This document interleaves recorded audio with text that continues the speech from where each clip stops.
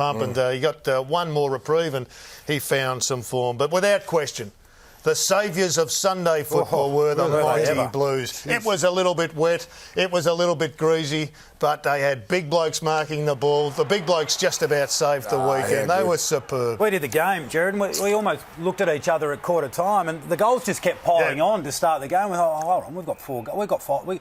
We've got 8 goals in the first quarter here. It was unbelievable. And what impressed me most about Carlton was their desire to take the game on, exactly what we've been lamenting so far in the show. But they got their goals from a variety of sources. In the first quarter, it was on the back of forward pressure. They had their big guys play big. They moved the ball from one end of the ground to the other. So the Bulldogs they couldn't find a way to stop them scoring. This bloke's electric. I want you to fall in love with this bloke.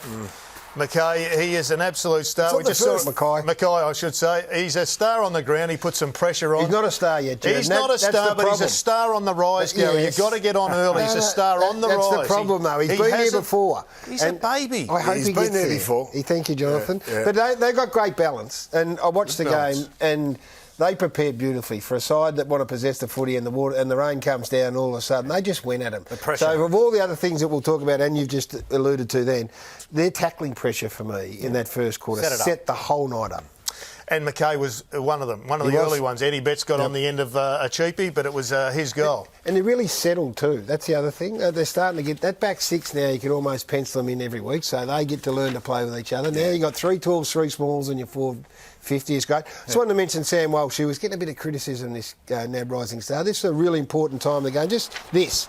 Clean, under pressure, sets up a goal and just continued to drive. He got better and better as the game went on, Gaz. He did. So he's been down a little bit. Form. So I was really happy with that. Just at a really critical time, he ended up getting a goal out of this, and away they went. I love the way he worked his way into it, Gaz. Big tank. Work rate, big tank. He just kept persevering. Big Levi Casbolt, who laid the tackle there to turn the ball back over as well. It wasn't the commanding forward game that we've seen, but his ability to actually get back, mark the ball in defence, and then use his legs. We haven't seen him kick the ball into the corridor like he did on the weekend. I don't like to say it with you 3 big gorillas in the chair there, but footy's a better game when the big blokes. It's great to see, Jeddah. We're all up and about, absolutely. So Levi Casbolt, arguably the most improved player this year. Yeah, he was great. They're going to make the finals, the Blues, because hope so. They had a big jump, 12th to I think 8th on the weekend. But gee, the jam is jammed. Look at this, 2nd through to 17th. You can probably drop off the Swans, North Melbourne at this stage. Still think Melbourne can make a charge. Not sure about Freo, but everybody else